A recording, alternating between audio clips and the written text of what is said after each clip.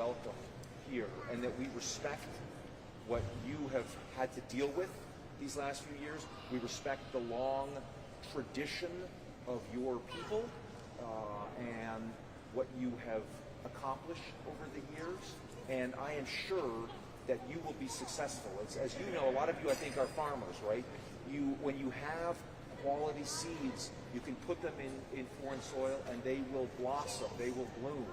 And we are excited to welcome you here to our country where we think you will bloom, and we will hopefully allow you to have fulfilling lives for your children, and then we will bloom and we will benefit alongside you. So thank you very much for coming here.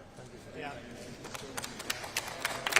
I'd like to add, again, on behalf of President Trump, Secretary Noem, we're just so grateful that you guys are here.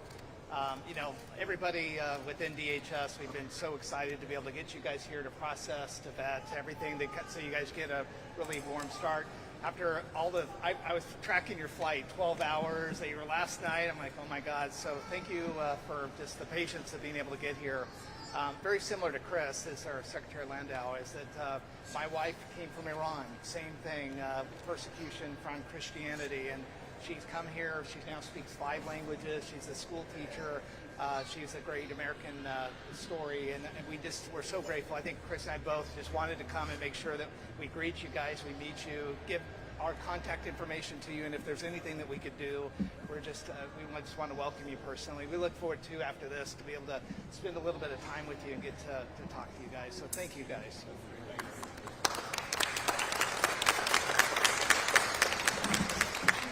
I think and I hope and I trust that you will find that the American people have very open hearts, that we are a very receptive, we're a very friendly, welcoming people. And, today is the first day of your American journey.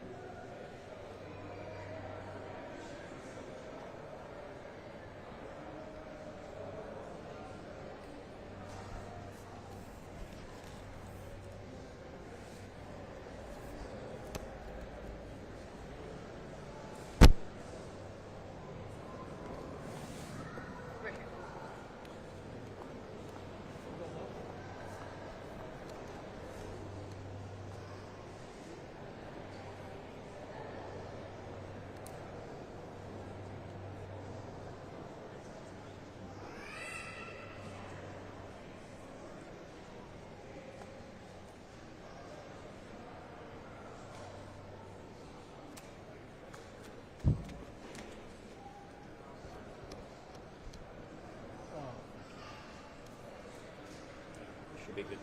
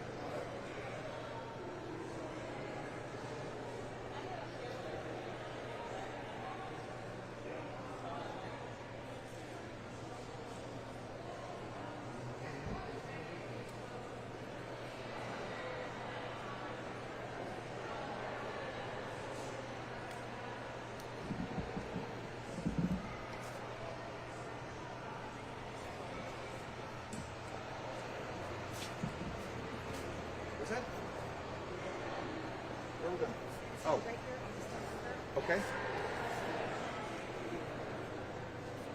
Just tell me when we're ready. Yep. So first, Deputy Secretary Landau is going to give a few remarks. Here we go. Thank you very much, and thanks, ladies and gentlemen, for coming out here this afternoon. The Deputy Secretary of Homeland Security and I just met with this first flight of South African refugees to arrive in our country pursuant to the President's executive order about certain egregious actions in South Africa. The President made it clear that Afrikaners in South Africa who were the victims of unjust racial discrimination would be welcome to come to the United States, and he's now delivering on that promise.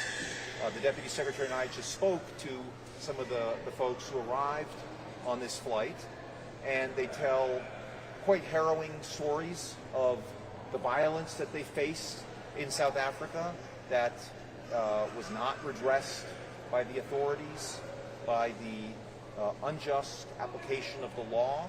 The United States, as we were proud to say, stands for equal justice under law, and the fair and impartial application of the law. And again, this is a group that has not experienced that and has, to the contrary, experienced violence and really fear for their lives in South Africa. They were really subject to very serious, egregious, and targeted threats. And we wish them well in their journey of the United States. We underscored for them that the American people are a welcoming and generous people, and we underscored the importance of assimilation into the United States, which is one of the very important factors that we look to in refugee admissions. And through this resettlement program for these folks who were vetted in South Africa, and we're sending a clear message that the United States really rejects the egregious persecution of people on the basis of race in South Africa, and we welcome these people to the United States and to a new future. Thank you very much. Yeah. Good afternoon. I'm Deputy Secretary Troy Edgar. First of all, I just want to thank President Trump, Secretary Noem, for the opportunity to come down here and welcome these folks from South Africa. I also am very grateful for Deputy Secretary Landau.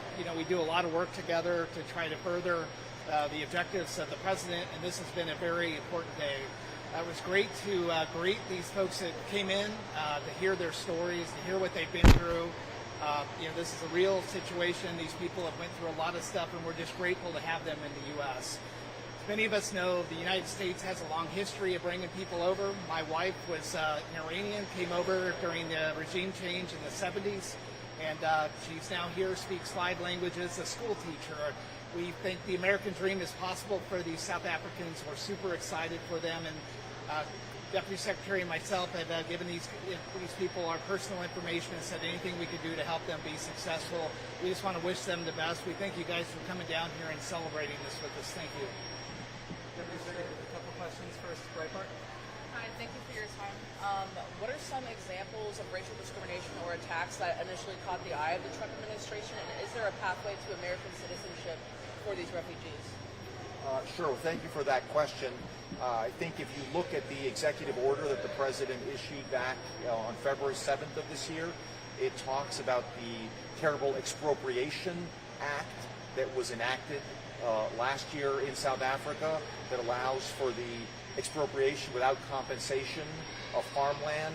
A fair number of these refugees were farmers who farmed this particular land for generations and now face the threat not only of expropriation but also of direct violence. We had a chance to speak to them about many of these folks have experience with threatening invasions of their homes, their farms, and a real lack of interest or success of the government in doing anything about this situation, as well, obviously, as several very vociferous South African politicians repeating things like kill the Boer, kill the Afrikaner, and these people have been living under a shadow of violence and terror for some time now. Thank you. And now on BBC. I just wanted to know. I can't hear you that well, sorry. Sorry, from the BBC.